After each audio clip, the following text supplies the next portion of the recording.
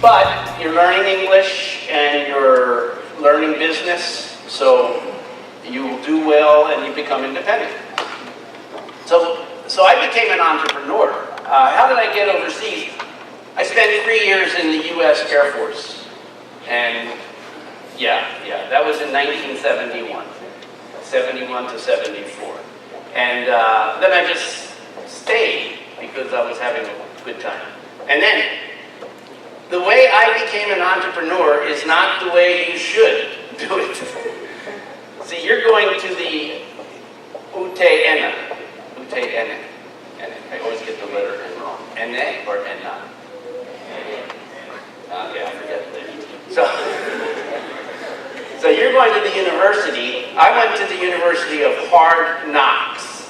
The University of Hard Knocks is slang. Thank you. University of Hard Knocks is slang. And that means you try something, it doesn't work, you fail, you get up, you try something else, it doesn't work, you fail, you get up. You guys, so it took me about 5 years to learn what you learned in one trimester. So you guys can learn in 5 weeks, but it took me 5 years and a lot of money and time to learn. So your way is better. But my way teaches me a lot of lessons. The School of Hard Knocks, that's what it's called. So I became an entrepreneur because I was hungry and nobody would hire me. If people won't give you a job, then you hire yourself. And that's what I did. I was in Taiwan, and I was in Japan when I became an entrepreneur. And it was hard to get a job for an American in Japan, so I hired myself. And I failed, the company failed. And then I started another company, a beer garden, because I was living at the beach, and I had a big roof, big TED show, and it was outside. And so I said, it's a great place for a beer garden. And I didn't know how to do that, but I knew how to drink beer, so I started a beer garden. And it failed.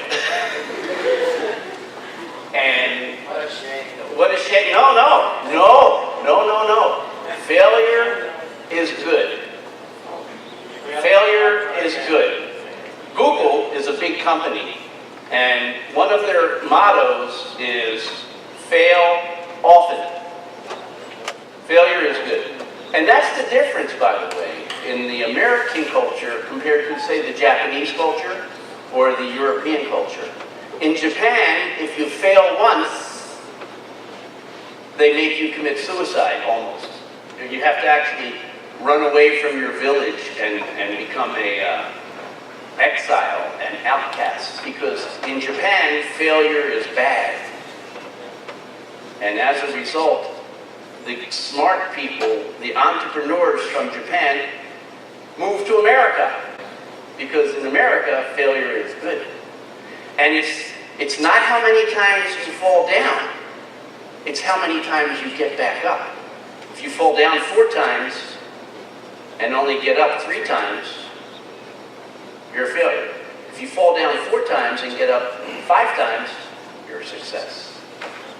So that's important to know, because you are going to be faced with failure and you're going to worry to death about it. But if you recognize it's hard, it's painful, but it's helping you grow and you don't get discouraged, then everything will be perfect. Eventually. I was an entrepreneur from 1982. I was an entrepreneur for maybe 15 years before I ever became successful. So it took a long time and a lot of faith in common sense to become successful. After a while, after 15 years, everybody knows you. They know you have a good reputation. They know you have your integrity. That's what my trademark was, honesty and integrity. So people, and they knew that I had failed so often, I was smart, finally. So they were happy to give me their business. And so that's how I became successful.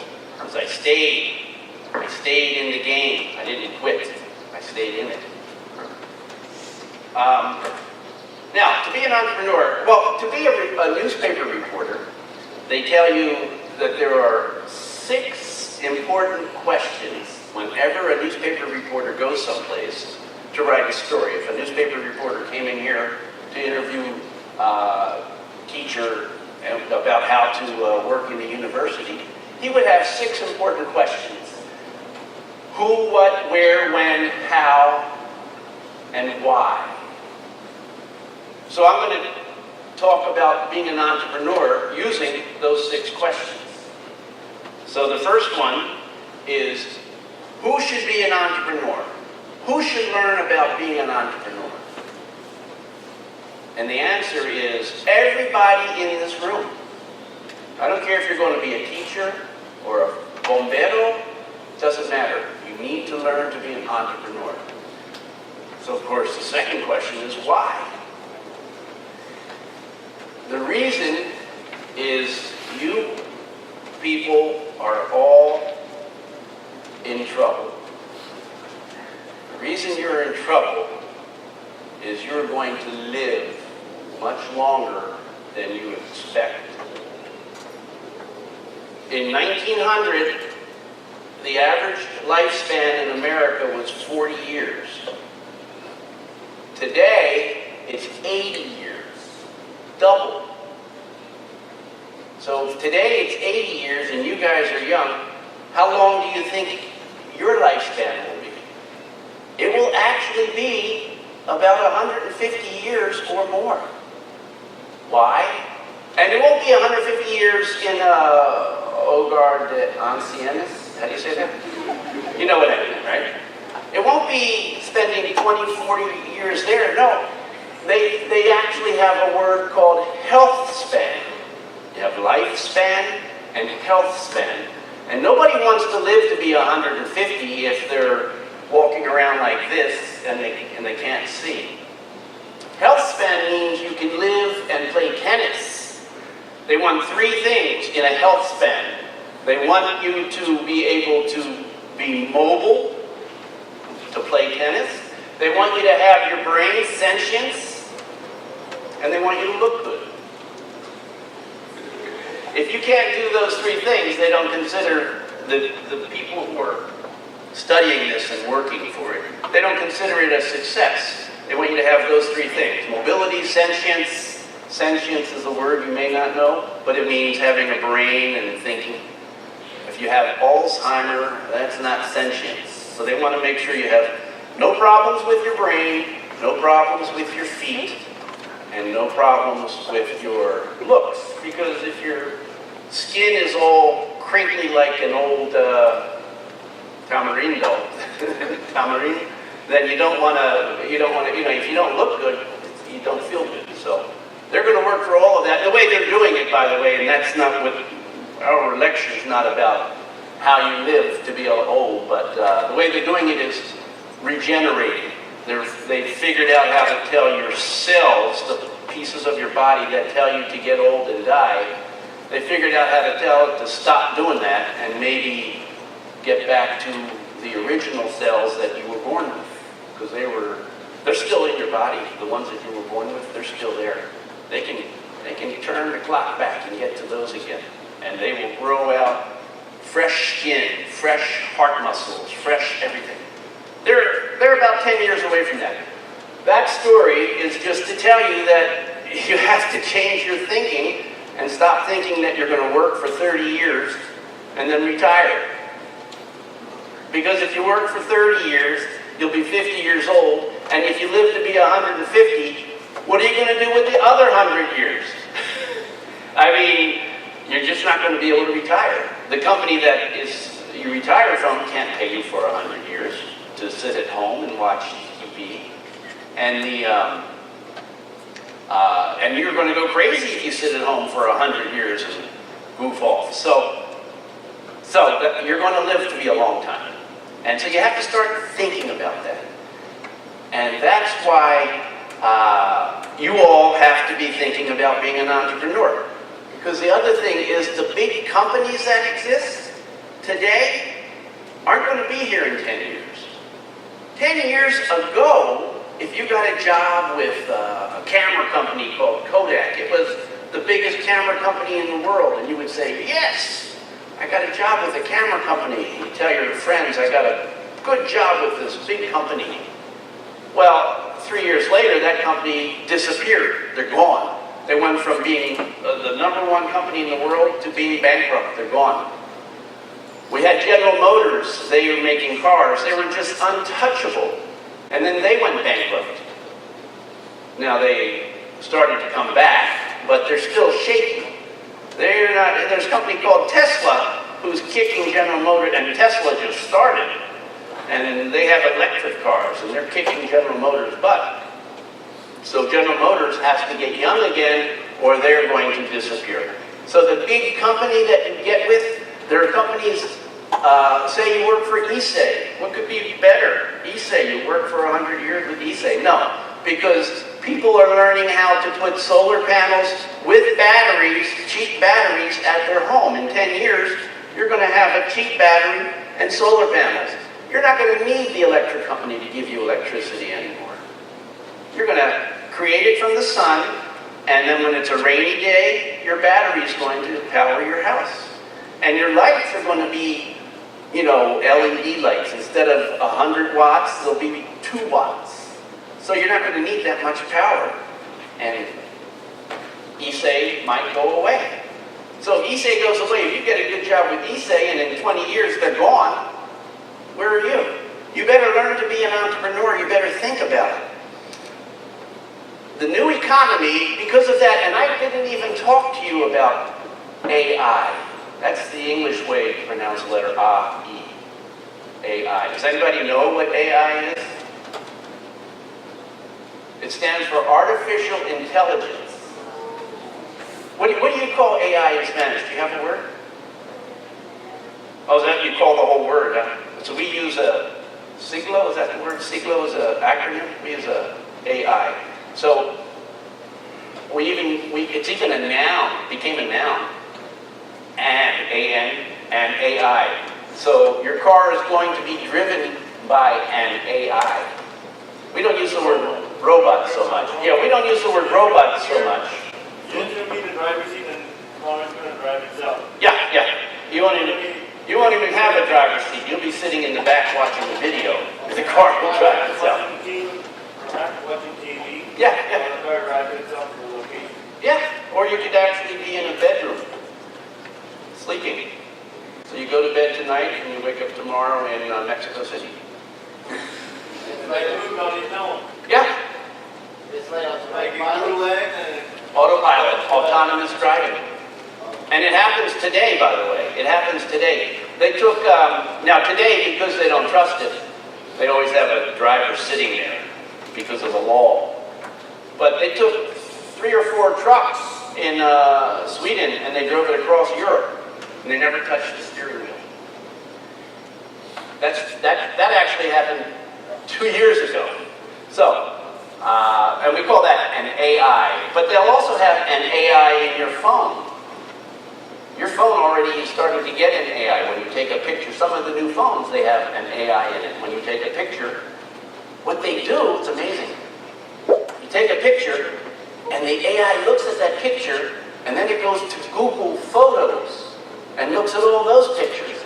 And it says, that looks a little bit like this, and the lighting on this one was this color, this much. So I'm going to try, and that looks good, that's professional. So I'm going to try that lighting here, and it puts the correct lighting, the correct lens opening and everything on your picture.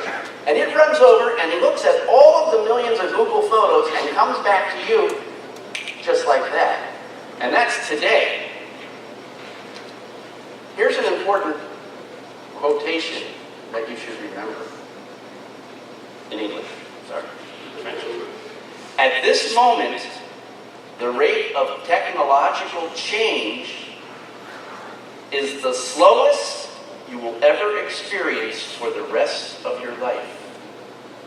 So if you think things are happening fast today, you have not seen anything yet. It's going to happen much faster next week. And way faster in a year. So you have to get with it. And so because of that, jobs are going to change. And that's why you need to become an entrepreneur. Or you need to think about it. You need to know. You can't just say to your boss, give me a job until I'm 150. He's not going to go for it. So that's the who and that's the why. Now we'll get into what. If you became an entrepreneur, what would you sell? Because an entrepreneur sells something. 2 words about what you would sell. One is the word tangible. I think that's almost the same as Espanol. Tangible. And one is intangible. You can't touch it. Intangible is service. A nurse at a hospital provides an intangible service. She's selling her skill, her expertise. So a tangible is if you're selling an empanada, and intangible is a service. Or intangible could be selling an empanada but not ever touching it. Not making it, nothing. Just saying, okay, Mrs. Sanchez, please deliver that empanada to Mrs. Smith. And so you never touched it, but you get money for it because Mrs. Smith wanted an empanada, Mrs. Sanchez had too many, had to get rid of it, and you made it happen. So that's your service. You managed it, and you get paid. So now, which one do you want to go with? Do you want to go with tangible or intangible? I tried both. I found out that intangible is much easier for me. And probably for you. Tangible, selling empanadas, the problem is you don't know how many to make. So if you make 1,000 today, everybody comes in, they say, oh, it's great. And you run out. No more left. So then you sell, so then tomorrow you make 2,000. Everybody comes in and says, that's great. And only 1,500 are sold. So now you throw away 500. Because that's a tangible thing. Or it could be iPhones. You could be selling iPhones.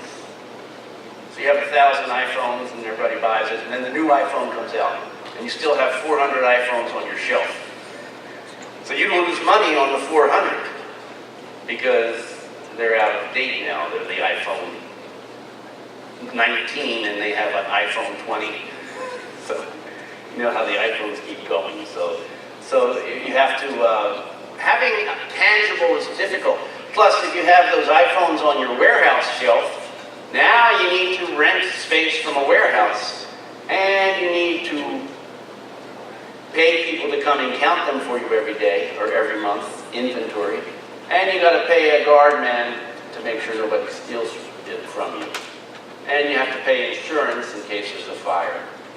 So that's tangible. It's tricky, it's hard. So you can do it and you can make money, but most people, I think it's better to try for something intangible. It's better to sell an iPhone, but use Amazon to be the warehouse. And you just go and sell it, and when it's time for delivery, you use DHL or FedEx to deliver it for you. Okay, who, what, where?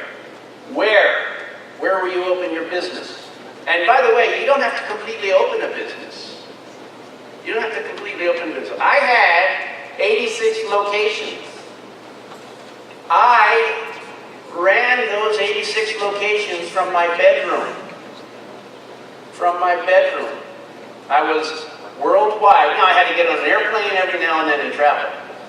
And I enjoyed that. But I ran the whole place. I hired people and everything from my bedroom. So when I say, where are you going to open your business? You can open it in your bedroom. Today is incredible. It's amazing how much you can do with your phone.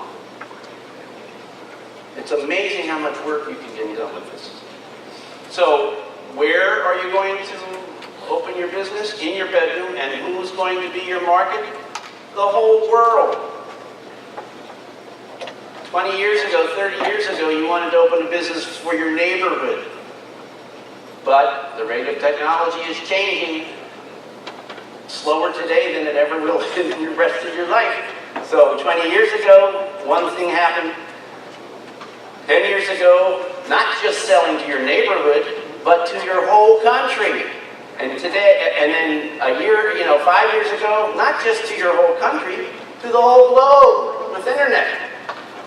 And before you die, it won't be just to the whole planet Earth. It'll be to Earth plus Mars. Because, is that called Mars? The planet. Because Elon Musk from Tesla is going to put people on Mars, and they're going to need some help. Not tangible. You don't want to sell them tangible. Well, you could sell them tangible because quantum physics means you can hit a button here and it'll show up there. The atoms will transform. Yeah. Teleporters. They're actually far away. They're 30 years away from teleporters, but they know that it is possible. It's incredible. Yeah. And it gives me a headache to think of it, so I don't. Okay. The other thing about when I say global, and forget the Mars part, but globally, you can sell your product, tangible or intangible, you can sell it globally easily. And if it's tangible, you can sell it, but you have to get it from here to there. The big expense, you can have an empanada that only costs 200 colones. And you can sell it, you could really sell an empanada, authentic Tico empanada, for, I would say, probably, 2,000 colones, easily, 2,500 colones in New York City. If you had an authentic Tico empanada in New York City, you could get 2,500 colones for it easily. Now here, you cannot sell it for more than 500, I don't think. Maybe something like that. But there, 2,500. The only problem is logistics. How do you get it from here to there?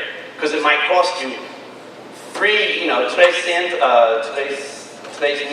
colones to get it there. That's logistics expense.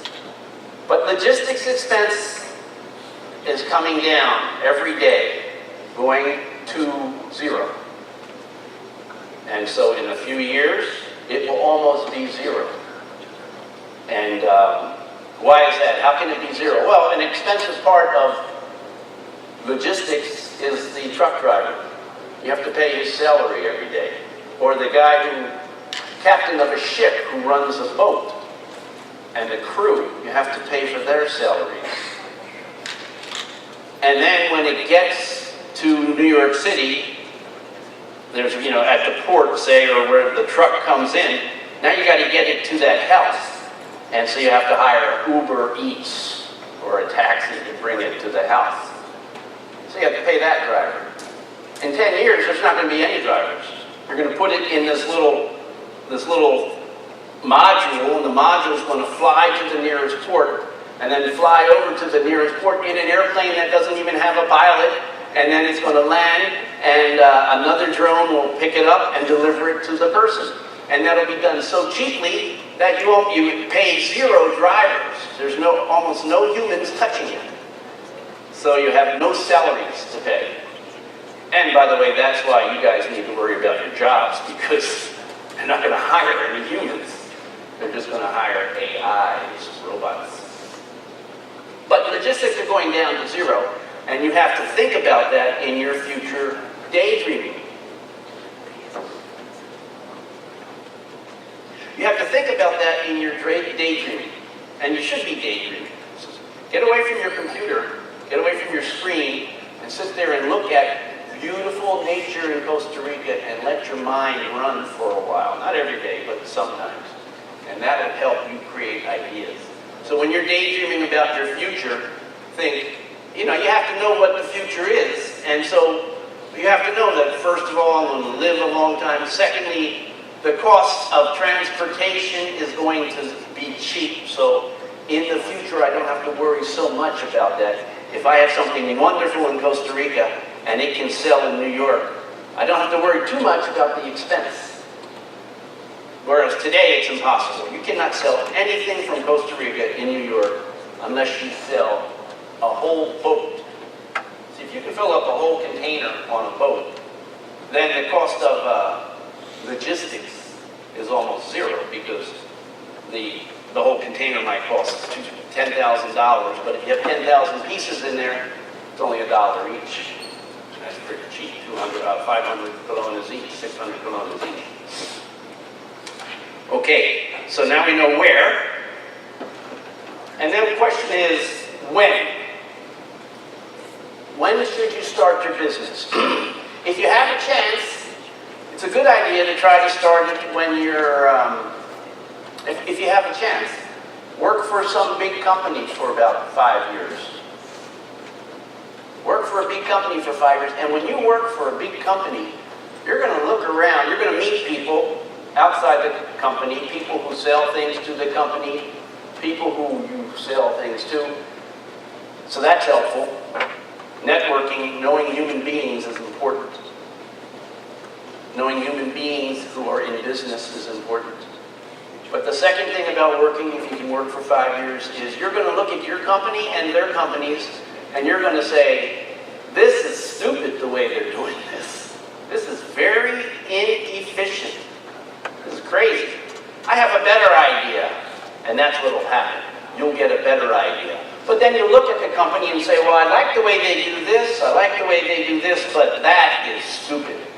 So you're going to learn about A, B, and C, but you're also going to learn that D is dumb. So that will help you when you start your company. But you can start your company from your bedroom while you're working at a company. You can start your company from your bedroom while you're in university still. So there's no, when I say when, it can be any time. If possible, try to start your company before you have kids. The reason for that is, your company is going to be kind of like your baby. You're going to be working 18, 20 hours with your company. And so if you have other babies, they're going to miss you. And if you have a spouse, he or she is going to be mad at you. Even though their whole economic life depends on you being successful, they will still get a little mad at you.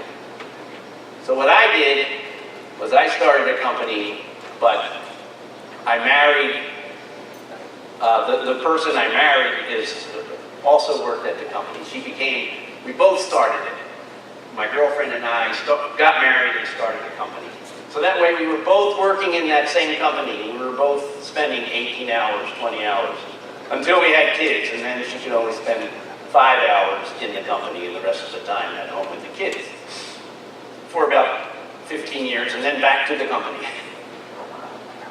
But anyway, if you don't have kids, it might make life a little bit easier. It's not impossible to do it with kids. It's just something you have to watch out for. Finally, I'm going to talk about how do you start a company.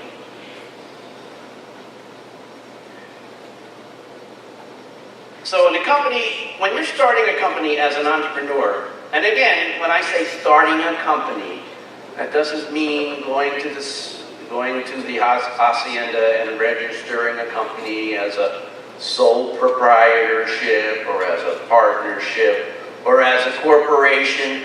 I don't mean doing that. You could do a sole proprietorship from your home by yourself for about a year or two and never really get involved with legal stuff too much. So you can start a company just like tomorrow if you wanted to. If you started selling empanadas tomorrow, you're a company, you're a business. But to start a company, you need, what is that, five pieces of paper. 5 things you have to create. One thing is a mission statement. Now what I'm going to teach you now is what you learn in college. So whatever I teach you now, you'll hear from other entrepreneurship courses. But it makes sense. The first thing is a mission statement. The mission statement is you writing down a short paragraph why the globe, why the whole world is going to be excited about your company. What it is that you want to bring to the world. That's what your hope is. That's what your dream is. And it has to be towards the world. You have to answer the question, why does the world care? Or why does your neighborhood care? Depends on your market at the beginning. You know, you're writing this, I'm starting an empanada company and my neighborhood cares because it will be the best empanadas using the freshest organic ingredients, and it will be such flavors, it will shock them. Because if you eat an empanada today, it's good, it's food, it's gone. But if you're a gourmet and you grow your own herbs and you do certain things, I don't know how to cook, but my wife does. And you have certain things to bring out all those flavors. Sometimes you bite into an empanada and go, whoa, this is an amazing empanada. So, I don't know if you've ever made one that made somebody go, wow. But if you can, you might have a business there. As long as you don't mind dealing with tangible products, which is a hard thing.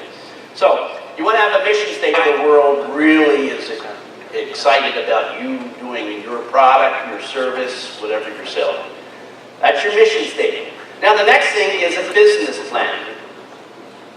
A business plan says, okay, I'm going to get the flour from this. I have these 4 suppliers. They have really great flour. It's organically grown. I've been to the farm. I looked at it. It's wonderful. They mill it themselves. Whatever, your business plan. And then you say, this is how I get the ingredients.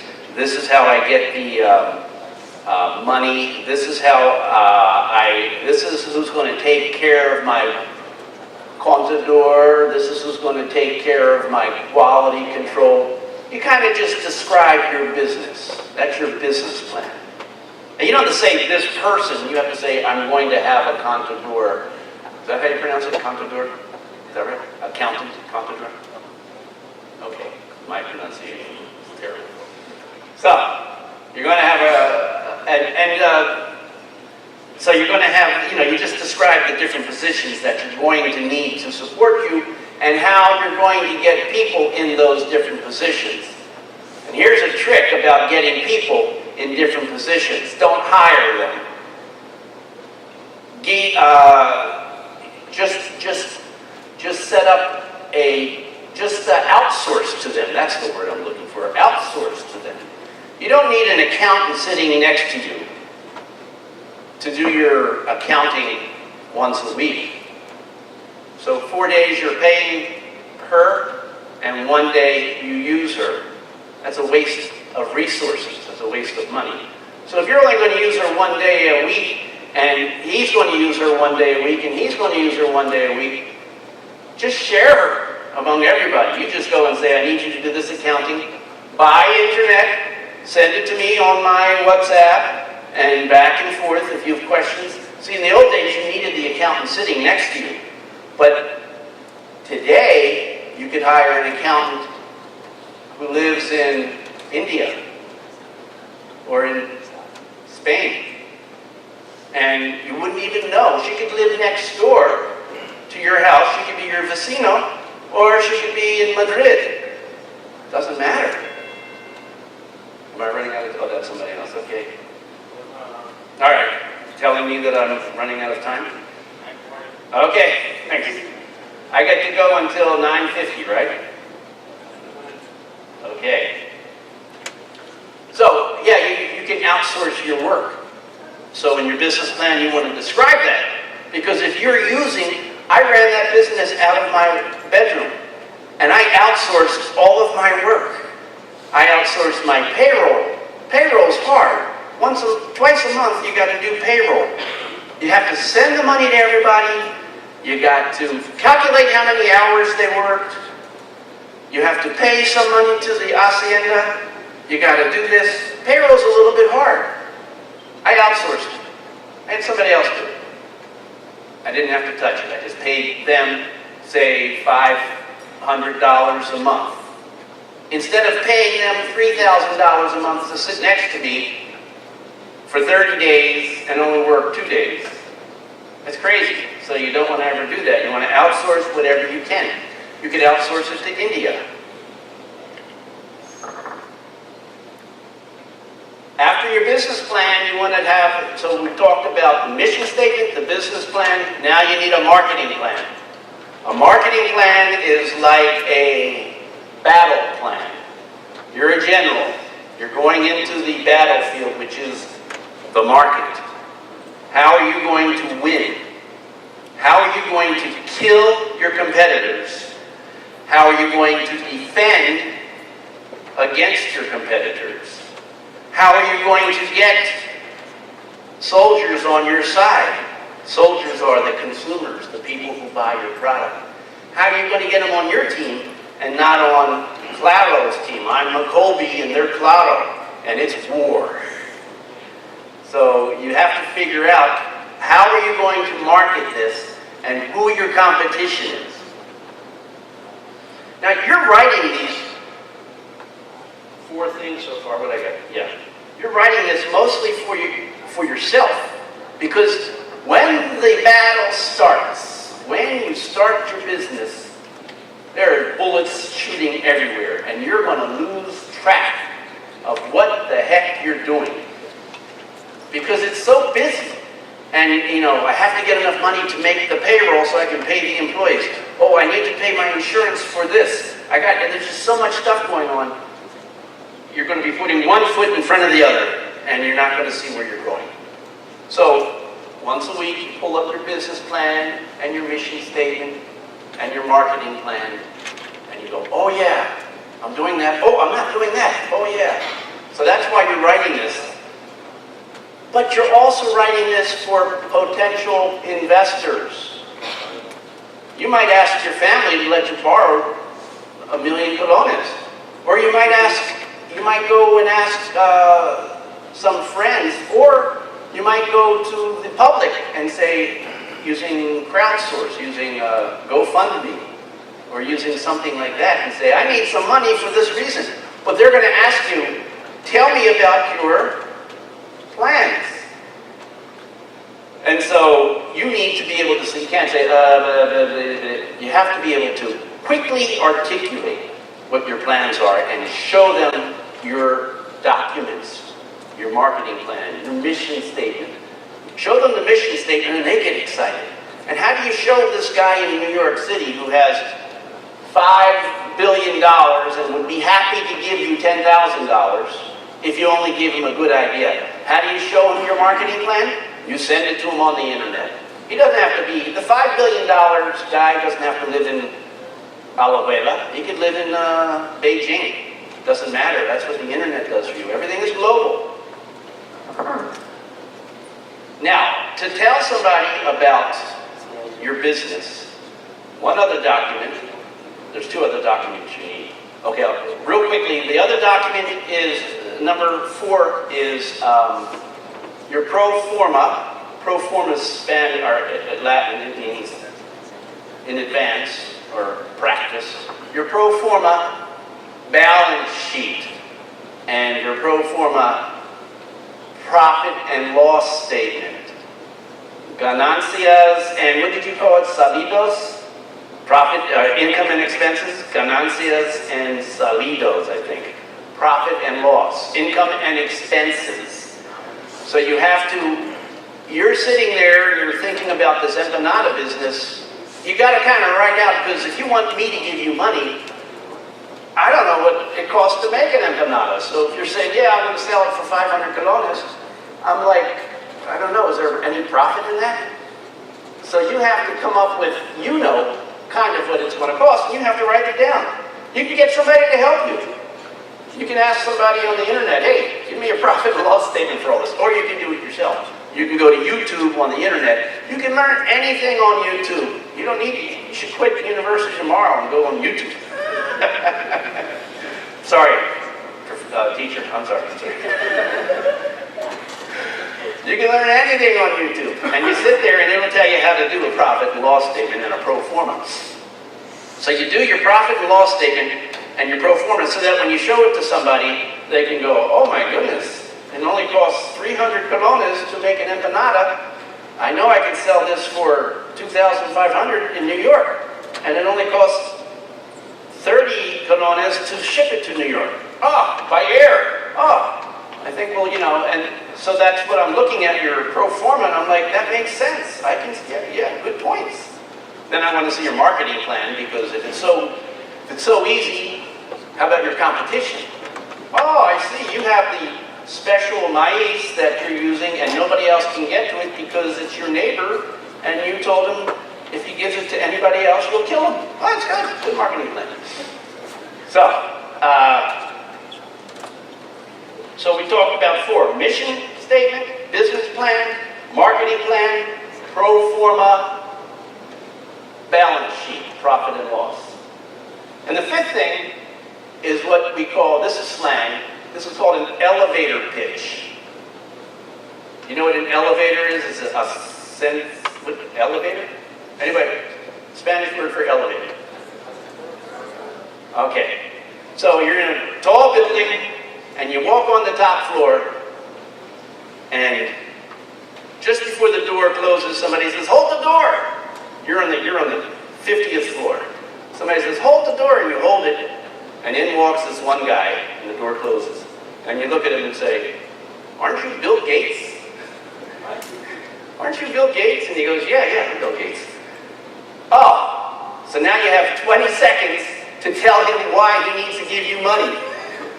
And that's why they call it an elevator pitch, because you only got 20 seconds before you hit the first floor.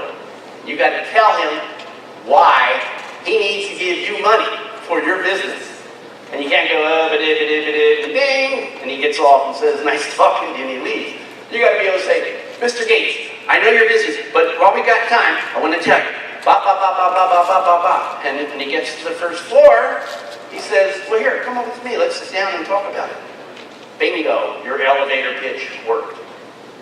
Now, you won't always have Bill Gates, but you will have a lot of people that you run into that can help you, but you have to catch them right away. And that's what the elevator pitch does. And that, at 9:48, is all that I have to tell you about becoming an entrepreneur. There's 5 documents: mission statement, business plan, marketing plan, pro forma, and elevator pitch. So now you know how, and you know who. Everybody here, you know why, because you're going to live to be 150 or more. And you know what, tangible or intangible. And you know why. Oh, we talked about why, and you know how. And you know when. Soon. Start thinking about it.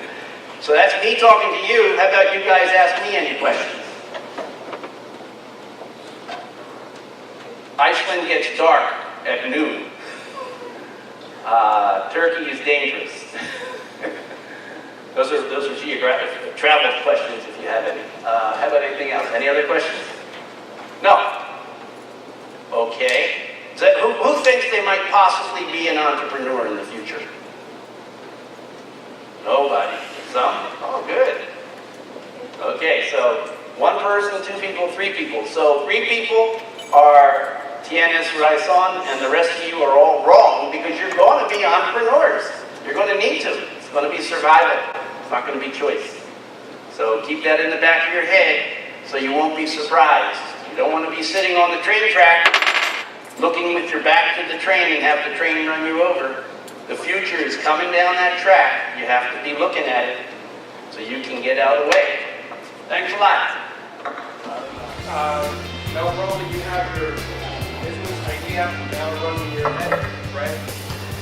Charlie is giving you a lot of insights, let's say, and so what we wanted to bring out today was this word of experience. You don't know what's coming up in the future.